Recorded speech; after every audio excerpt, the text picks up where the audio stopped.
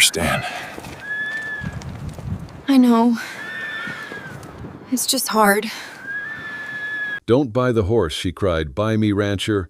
I'll run beside you, always." The wind in Fort Fetterman was a thing that scraped the marrow from your bones, a cold that did not just live on your skin but settled deep in the hollows of your ribs and stayed there, patient, like it knew you had nowhere else to go. It's just hard. I had stopped shivering days ago.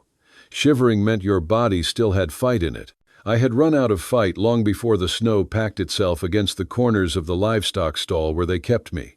It was late winter, 1886, and the ground outside was a hard quilt of ice and dirt, the kind that cracked like old pottery under the hooves of the freight mules that came and went from the post. I could hear them, even from here, the dull thud of hooves, the clink of harness chains, men's voices loud with whiskey or anger, usually both. The smell of manure, old hides, and smoke clung to everything, seeping through the cracks in the warped boards around me until it became part of my own scent. My coat, if you could call it that, was nothing but a burlap feed sack with the seams split and retied at the sides. It barely covered my knees. My legs were bare, the skin mottled purple and blue from cold, and my feet were numb enough that I could not tell if I still had toes. My hair hung in ropes down my face, tangling in the wind that slithered through the boards, and my hands had cracked so deep from frost that every time I flexed my fingers, tiny beads of blood welled up before freezing again. I had stopped counting the days since he left me here. My stepfather, though there was no word in my language for a man like him, had traded me to some pale-skinned drifter from the hollow. 2 bottles of rot-gut whiskey and a half-pouch of opium root had been the price of my body, my name, my breath. The drifter had spoken with a voice that slid oily over my skin, calling me niece in front of others but gripping my arm with a claim that told the truth. He'd gone up the hollow on some business, saying he would be back in 3 days. That was nearly a week ago. I'd thought of running the chain looped around my ankle was old, rusted, the kind of thing a rock and enough desperation could break, but I knew too well what the land was like in February. Snow and sky and wind, nothing else. No one to feed me, no one to hide me. The Cheyenne had long been pushed from these hills. The few who remained here kept their heads down or bled in the dust. There was nowhere left for me to go, so I stayed. I stayed because the cold was easier than the chase, because the humiliation of being tethered like a half-broken colt was almost gentler than the punishment that would follow if I was caught again, because part of me, the part that had survived Sand Creek, the part that had watched soldiers burn the lodges and shoot into the backs of women running through the cottonwoods, had learned that sometimes the safest thing was to make yourself small, invisible, and wait for the wind to change. That morning, I heard the slow drag of boots through the mud and the low snort of a mule outside. I didn't look up. Men came and went from this place like weather, hard, brief, and without care for what they left behind. But then the door hinges groaned, and light spilled into the stall, thin and gray through the winter air. A man stepped inside. He was tall, in the way of men used to open country. His shoulders pulled forward slightly under a patched coat that flapped around his legs when the wind caught it. His face was weathered, not just from the cold but from years of squinting into a sun that had burned the color into his skin until it was almost the same as the earth. He didn't smell of liquor. That alone made him different from most. At first his eyes swept the row of pens where Silas, the post's owner, kept what was left of his horse's thin, sway-back creatures with the look of animals that had known hunger too long. His gaze moved slow, methodical, like a man who had buried things, who understood the silence between breaths.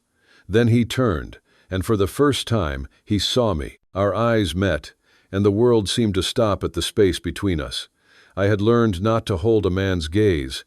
It invited questions, sometimes worse, but something in his look, not hunger, not pity, exactly pinned me there. My throat felt dry as old river stone. "Please," I heard myself say. My voice was no more than a thread, carried halfway to him by the wind. "Take me instead. I can work. I can cook. I won't run." He didn't answer right away. He just stood there, and I could feel his eyes taking in the chain at my ankle, the raw skin at my wrists. the way my shoulders curled forward, as if to make less of myself. I'd said those words before to other men. They had not listened, or they had listened too well, twisting them into bargains that left me smaller than before. Behind him, Silas's voice broke the moment. "She ain't for sale. Belongs to some fella down from the hollow. Traded her for 2 bottles and a half pouch of opium root. Been gone 6 days now." The man's jaw tightened. "What's his name?" he asked. Silas shrugged. "Didn't ask. Didn't care." The man took a step closer. His boots crunched on the frozen mud, and still I did not flinch. I had been hit too many times to fear it anymore. He bent down, fingers brushing the chain. It was not locked, only wrapped, careless, as if no one believed I'd bother to free myself. "You could have run," he said quietly. I swallowed hard, the taste of rust in my mouth. "I know. Why didn't you?" My eyes drifted past him, toward the open door and the white blur beyond it. Nowhere to go. Lo! Something passed through his expression, not surprise, not even anger, but the kind of recognition that sits heavy in the chest. He stood, and when he spoke again, it was to Silas. "How much for the swayback in the pen and her?" Silas spat into the snow, his eyes narrowing. "What the hell you want her for? 20 for the nag, and, hell, I don't know. Throw in your rifle, Zay." The man reached back, unbuckled the leather strap across his shoulder, and brought forward a Winchester that looked like it had been oiled and cleaned with the kind of care you gave to family. He laid it across the fence without a word. Silas grunted, cut the rope on the horse, then the chain at my ankle. "She's yours," he said flatly.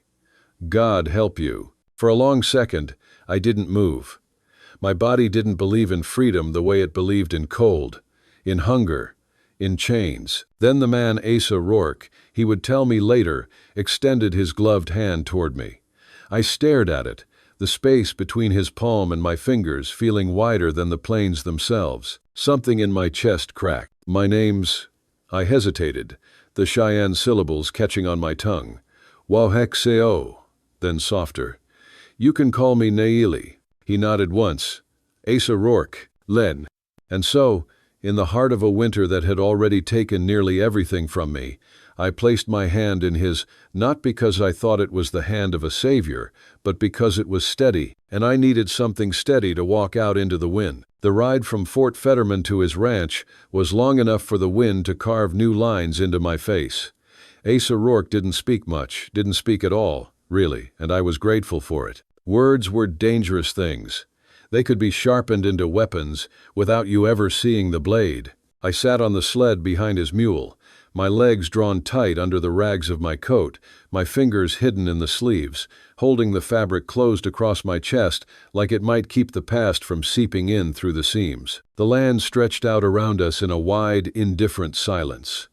The Platte River lay frozen under a sheet of pale ice, its surface dull and gray in the afternoon light. Cottonwoods stood along its banks, bare branches scratching at the sky like bones reaching for something they would never touch.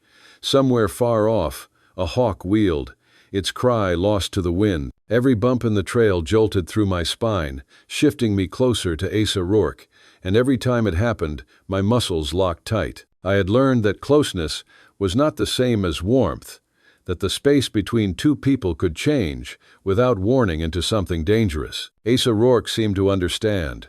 He didn't look back, didn't adjust his seat, just kept his eyes forward on the thin cut of road winding between the black hills. By the time the sky began to bruise into dusk, we reached his land. The cabin stood on a rise above the river, its roof edged with snow, smoke curling slow from the chimney. To one side, a small stable leaned into the wind, and in the corral beside it, a single horse older, sway-backed, with a winter coat that made her look like she was wrapped in frost, lifted her head and nickered softly. Asa Rourke jumped down first, tying the mule to a post. He turned toward me, his hand halfway raised, like he might offer to help me down. I kept my eyes on the ground. He let his hand fall, and instead walked to the cabin, pushing the door open. The warmth that drifted out wasn't much, but it was enough to sting my face and make my eyes water. Inside, the air smelled of wood smoke and something faintly bitter, herbs, maybe, or coffee left too long on the stove. A small wooden table stood near the center, its surface worn smooth by years of use. Shelves lined with jars of beans and flour hugged one wall. A cast-iron stove squatted in the corner, its fire muttering low. Against the far wall, a cot was made up neatly with a folded quilt at the end. Beside it stood another bed, smaller, the blanket crisp and clean in a way that felt almost ceremonial. Asa Rourke set his gloves on the table and nodded toward the smaller bed. "That one's yours." For a moment, I thought it was some kind of test. My stepfather used to promise a place to sleep, only to take it away when I least expected. My eyes darted from the bed to him, waiting for the trick to show itself. But Asa Rourke had already turned away, lifting the lid off a kettle on the stove and stirring whatever simmered inside. "You hungry?" he asked without looking at me. I hesitated, then nodded, a small, stiff movement. He ladled soup into a tin bowl, set it on the table, then filled another for himself. No blessing, no demand for thanks, just the scrape of metal on wood as he took his seat. I sat opposite him, my back straight, my spoon gripped tight like it might fend off whatever came next. We ate in silence. His eyes stayed on the flames in the stove, mine on the cracks in the tabletop. Every so often, I'd glance up, expecting him to be watching me the way men did when they wanted something, but his gaze never came my way. When my bowl was empty, I set the spoon down and wrapped my coat tighter, my body braced for hands that never reached. He stood, added another log to the fire, the sparks spiraling up into the chimney. Then his voice, quiet but weighted, filled the room. "No one touches what ain't theirs," he said. His eyes met mine for the first time since we'd stepped inside. "And you ain't anyone's." The words hit somewhere deep, a place I didn't know still existed. My breath caught, and I looked away before something in my face betrayed me. He didn't press, just turned, crossed to his own bed, and lay down facing the wall. That night, I sat on the edge of my bed for a long time, the quilt pooled in my lap. My hands shook, not from cold but from the strange ache of being left alone. Eventually, I lay down, curling on my side, the weight of the blanket unfamiliar but not unwelcome. In the dark, the steady sound of his breathing was the only thing between me and the memories that pressed in like shadows against the walls. The days that followed slid into a rhythm. Morning light came slow over the hills, and with it chores. Asa Rourke showed me how to stack kindling in the stove so it caught without smothering the flame, how to haul water from the well without spilling half of it on the way back. I swept the floors, my bare feet whispering against the boards, the bristles gathering more dirt than I thought possible from a space so small. He worked outside most of the day, mending fence rails, checking traps, tending to the horse. Sometimes I'd watch from the window, not because I was curious, but because the sight of someone moving through the cold with purpose made the wind feel less empty. We spoke little. When he came in at dusk, he'd wash at the basin, hang his coat, and eat whatever I'd set out.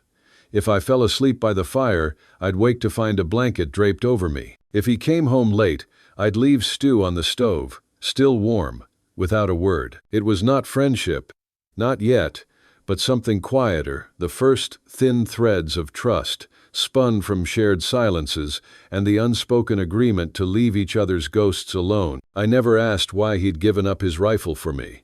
He never asked what the chain around my ankle had meant. That, I began to realize, was his way of offering safety, not by prying into the wounds, but by making sure they didn't get torn open again. At night, lying in the narrow bed, I'd listen to the wind press against the cabin walls, the timbers creaking like an old man's bones. Some nights it was a howl, others just a sigh, but it was always there, and somewhere in the dark, I would remember the words he'd said on that first night, "You ain't anyone's," and I'd wrap them around myself like another quilt, a thin shield against the cold I still carried inside. The storm came in like a thing alive, crawling down from the Medicine Bow Range with a roar that sounded almost human, a long, low howl that rattled the shutters and set the pine trees groaning in their roots. The air had been heavy all morning, the kind of stillness that makes you want to speak in whispers. But by afternoon the wind had risen sharp enough to cut the breath from your throat. Snow came sideways, in sheets so thick it erased the line between sky and earth. I was inside, mending a tear in one of Asa Rourke's flannel shirts by the fire, when I heard the first crack from the barn. Not a clean break, more like the splinter of wood forced past its limits. Then came the frantic whinny of a horse, high and wild, the sound of hooves pounding against stall walls. I dropped the shirt without thinking and pushed the door open. The cold hit me like a slap. The wind ripped the breath from my lungs and threw snow into my eyes until they stung, but I could still hear it, the panicked scream of the bay filly we'd only just started to train. I didn't stop to think why Asa Rourke wasn't already there. I only knew she would hurt herself if no one reached her. My bare feet hit the snow like stepping into knives, but the pain didn't matter. I pulled my coat around me and ran, head down, pushing into the gale. Somewhere in the white blur, I saw movement, a dark shape bursting from the barn, the filly bolting straight for the ridge beyond the pasture. Her legs churned through the drifts, snow spraying up in clouds around her. I screamed, but the wind shredded my voice into nothing. I ran harder. The ridge was a dangerous place in winter. The snow drifted deep there, hiding rocks and sudden drops where the land fell away into the ravine. The filly's hooves caught in a tangle of frozen roots just as she reached the edge. She thrashed, eyes rolling white, breath coming in huge, terrified clouds. I dropped to my knees beside her, the snow biting into my skin through the thin coat. "Easy," I whispered, my voice breaking with each breath. "It's all right, girl. Easy now." My hands went to the roots, trying to free her leg. The bark tore at my fingers until they bled, the hot sting of it dulled by the cold. My hair whipped across my face, sticking to my mouth. I pressed my shoulder against her flank, trying to keep her from wrenching herself worse. She fought me at first, jerking and trembling, but something in my voice, or maybe my stillness, made her slow. Inch by inch, I worked her hoof free. The moment she was loose, she bolted past me, limping, back toward the barn. I tried to stand, but the ground shifted under me. The edges of the world tilted, and I realized I couldn't feel my hands. The wind roared louder, like it wanted to tear me out of the snow and fling me into the ravine. My knees gave way, and I sank down, the white closing in from every side. Somewhere far off, I thought I heard my name, or maybe it was just the storm. Then arms were under me, lifting me up like I weighed nothing. Asa Rourke's voice, rough with something more than the wind, cut through the cold. "Got you." I felt the slam of the cabin door, the sudden dimness, the roar of the fire as he threw more wood on it. I didn't know what happened first, the blankets, the quilts, the sound of him cursing under his breath as he peeled the coat from me and saw my skin. His hands were quick, but not careless, stripping away the soaked dress, wrapping me in layer after layer until I was swaddled tight. Heat came slow, almost painful, seeping into my bones in waves. My teeth rattled so hard I bit my tongue, tasting blood. He brewed something sharp and bitter-smelling on the stove, Nayeli bark and fever root, and spooned it between my lips, his other hand steady on my shoulder to keep me from spilling it. The fever came by nightfall. My skin burned and my breath turned shallow.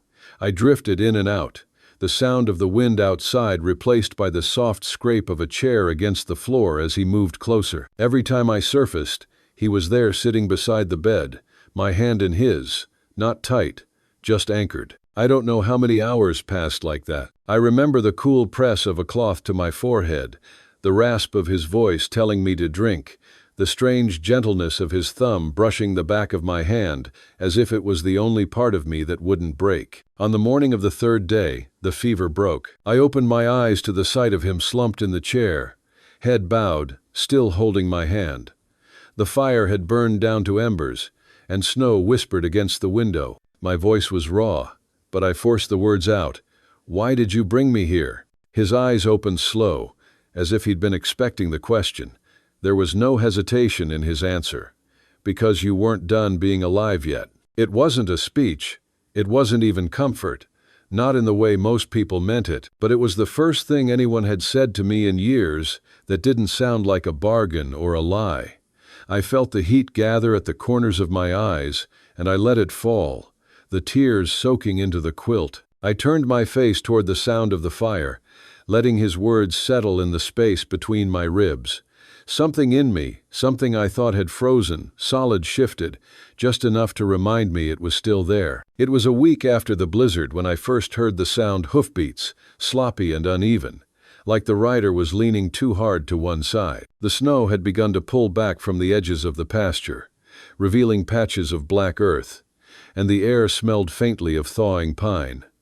Asa Rourke was in the barn, mending a harness. I was inside, folding the last of the clean linens, the fire warm at my back, when that rhythm reached my ears. It was a sound I knew before my mind could put a name to it.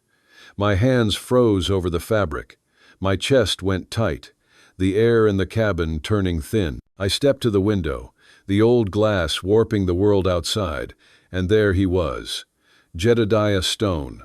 His coat hung open, torn at the shoulder, his face unshaven and mottled with cold. A bottle swung from his hand, sloshing as he swayed in the saddle.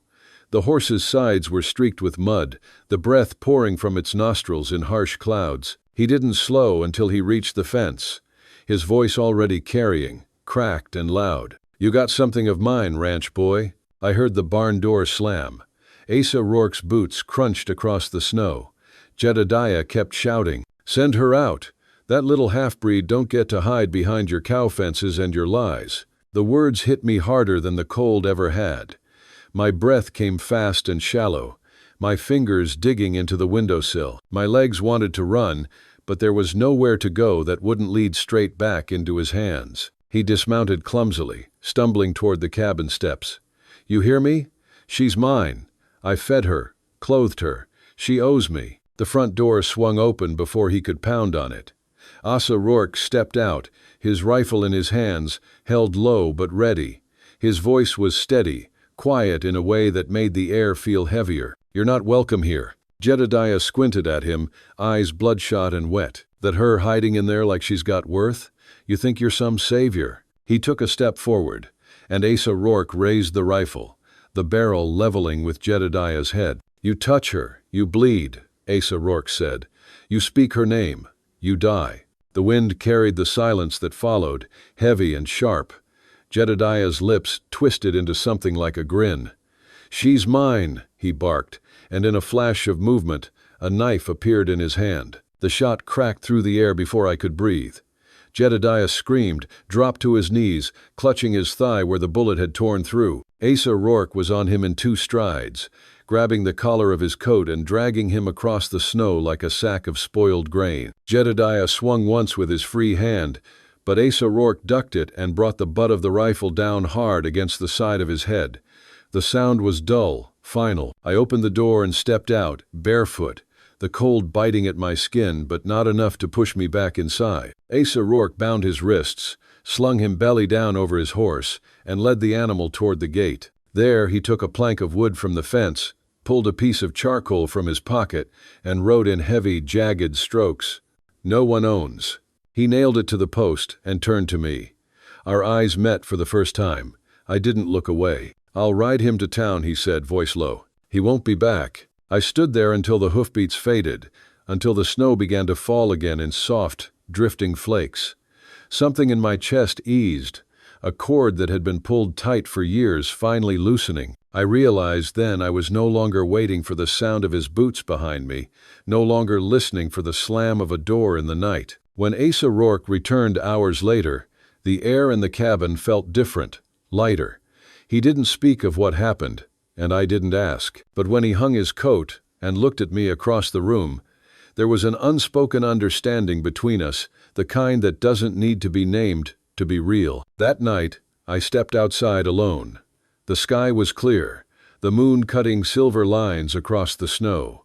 The sign at the gate stood dark against the white, the words still visible in the low light. I traced them with my eyes until they blurred. For the first time since I could remember, I wasn't thinking about where I would go next. I was standing on land that felt like mine, not because I held the deed, but because no one could take me from it. Not anymore. The thaw did not arrive with trumpets. It came in threads, a steady drip from the eaves, dark circles spreading at the bases of fence posts, the river loosening its shoulder beneath a skin of glass. In the mornings the ground still crusted hard enough to bite my feet through my stockings, but by afternoon the earth gave a little under my heel, as if it had remembered how to breathe. I woke one dawn to a sound I had not heard since I was a child, a small bird testing its own voice on the cottonwood by the river. The note was thin and bright and unbelieving, as if the bird couldn't fathom its own luck. I sat up in bed before my hand knew to pull the quilt with it. For a long time I only listened one note, then another, each a stitch tugging the winter from my chest. By mid-morning, Asa Rourke and I were outside with tools and a length of new rail. The storm had taken half the corral with it. The rest leaned like an old man. We set the posts first, digging in soil that oozed cold as a wound, bracing the uprights with scrap while the holes swallowed our shadows. Asa Rourke worked with a low patience, measuring 2 times for every one cut. His attention the kind that made you want to bring your best, even if your best was a crooked board and a steady back. He didn't hover. He handed me the auger and let me find my own weight against it, my palms burning with the twist. When my arms trembled, he didn't take the tool away, only rested a hand at the small of my back the way you steady a skittish colt, no pressure, just the knowledge that if I pitched, something would be there. I thought about how many times I'd been touched by hands that announced themselves with claim instead of care. I bit the inside of my cheek and leaned harder into the work. We built until the sun slid low and yellow through the cottonwoods. That night I fell asleep too fast to pull the quilt up to my shoulders, and I woke in the dark to find it already there, tucked under my chin, the room blue with moonlight. I did not say thank you. I did not need to. The words had been said in the fence line already. The first week of True Melt, he taught me to ride. You don't have to, he said, standing beside the brown mare that used to belong to his brother. But I want you to know how to move through this land on your own terms. Nah. My stomach gave the old sharp twist.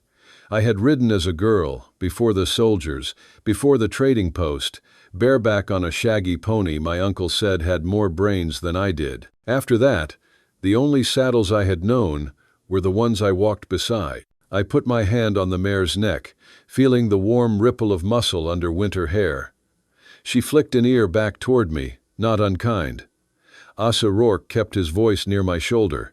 Look where you want to go, not at your hands, not at what's behind. Lo. He held the stirrup while I found it with my boot and swung up. The saddle creaked, the horse's barrel expanding under me with her breath, and the world jumped once in my blood. It took effort to force it back down. Easy, he said, and it wasn't clear whether he meant the horse or me. You're all right. We walked the inside of the new corral first, the mare's steps solid as fence posts, then a wider circle through the pasture where the snow had thinned to lace. The wind pulled my hair loose from its tie, and for a heartbeat I felt foolish for letting it matter. Hair, wind, the way the sun warmed my cheekbones where winter hadn't finished bruising them. Then the mare shifted into a slow trot, and my body remembered more than I thought it could. I found the rhythm where my bones stopped arguing with the saddle. I did not smile, not yet, but when we stopped and I slid down, the ground felt steady in a way it hadn't for years. We did it again the next day and the next. On the 4th afternoon, the mare carried me to the far fence without asking permission from my fear. At the turn, I felt something rise from somewhere behind my ribs, bright and startled as that first bird. The sound that came out of me was a laugh, small and raw, but warmer than any fire I had built all winter. Asa Rourke heard it and did not look at me, only tipped the brim of his hat like a man acknowledging weather he had prayed for, but would not claim credit for bringing. 2 days later he rode into town for supplies. I offered to go, and he shook his head. Let me bring you something back, he said. Something that ain't food or firewood. I watched him follow the road toward the pale smear of Fort Fetterman until the wind found his tracks and unstitched them behind him. The cabin held a quiet I could live in now. I swept. I boiled the last of the dried beans with onion ends. I walked to the river and turned a small braid into the snow at the cottonwood's root, a bit of hair, a bit of breath, a thank you my mother taught me for water that still ran under ice. It felt like speaking to someone who had been patient with me longer than I deserved. He returned late the next afternoon, dust on his coat and something wrapped in a piece of washed flannel tucked inside his pocket. He did not hand it to me right away. We carried grain to the barn, checked the mare's hooves, and split a short stack of wood.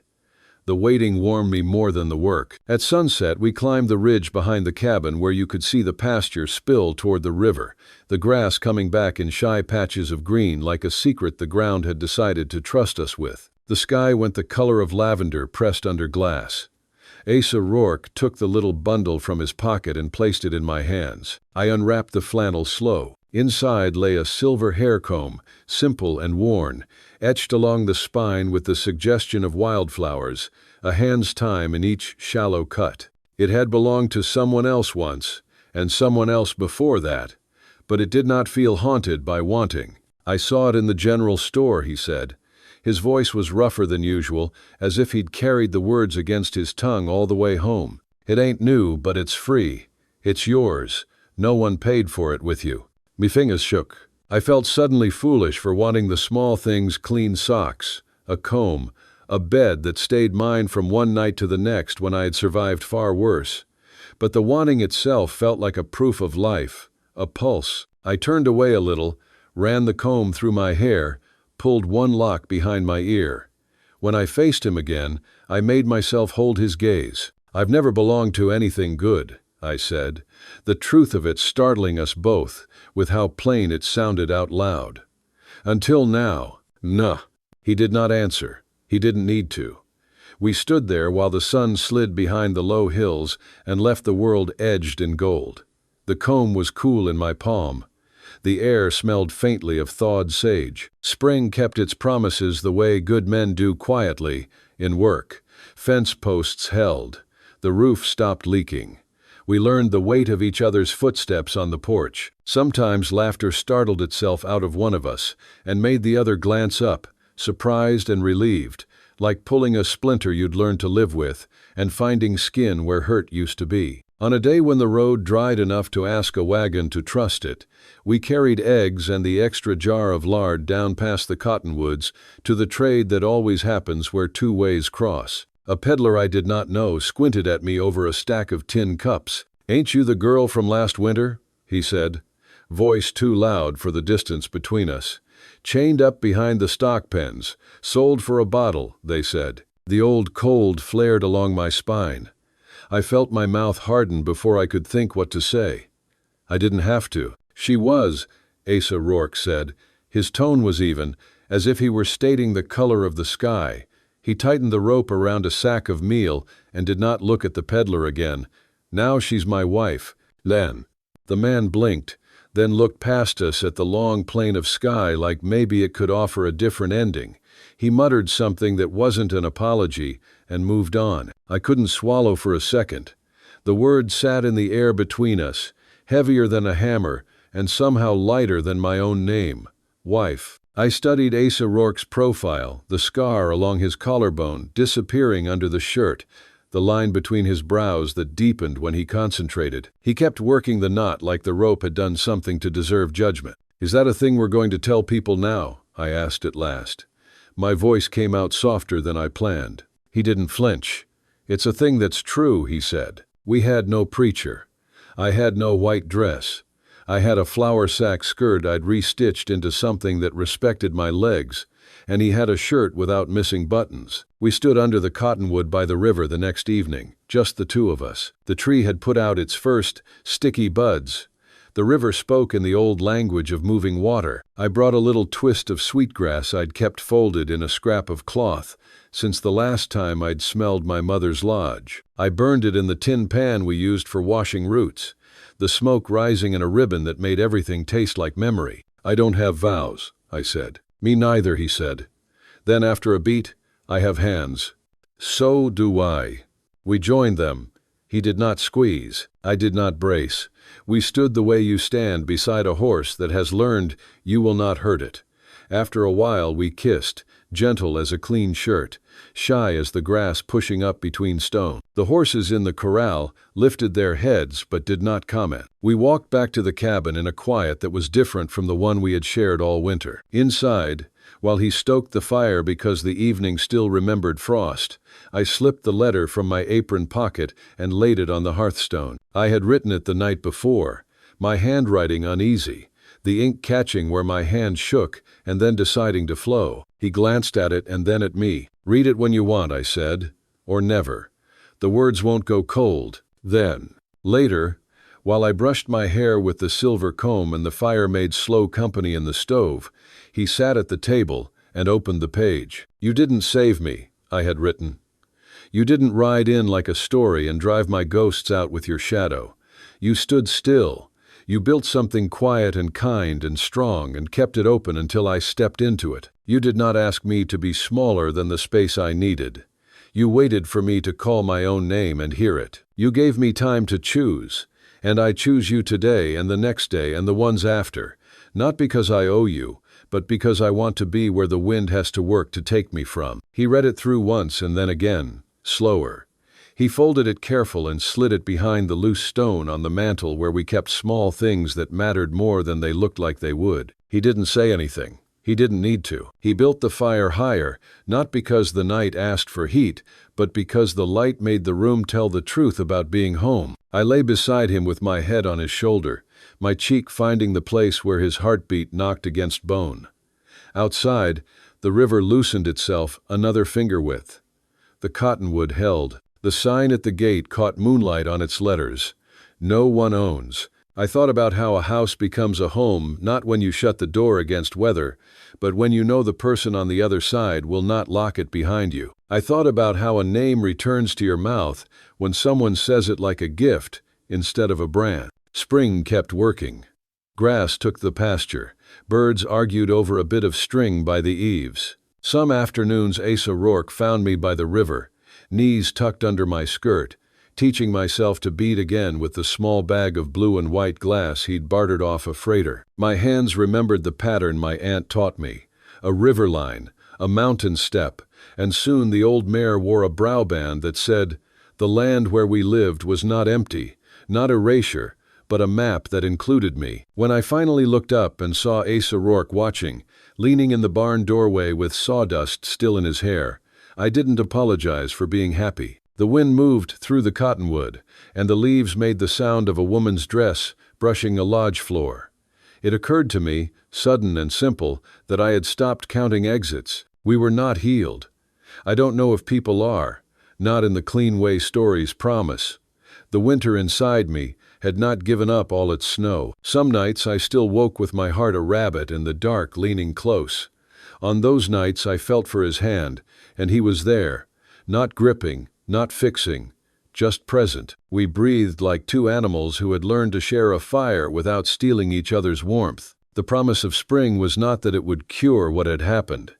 It was that green could return to a field that had been crushed flat, and that if you let it, it would. The cabin was still a cabin, 4 walls, a stove, a door that stuck in damp weather, but when I swept, the corners gleamed in a way that reminded me of an old word from my first language, home as a verb, a thing you do, a thing you make together and keep making, one rail, one laugh, one night of sleep that belongs only to rest. That was how we lived, in gestures and silences, in work and in the kind of ease that proves itself each day. In the morning, the river threw light at the ceiling. In the evening, I combed my hair with silver and left it on the mantel, not because I wanted to show it off, but because I no longer needed to hide. And when the wind came up and tried our door, we felt the latch hold and did not look at each other to see if it would. We knew.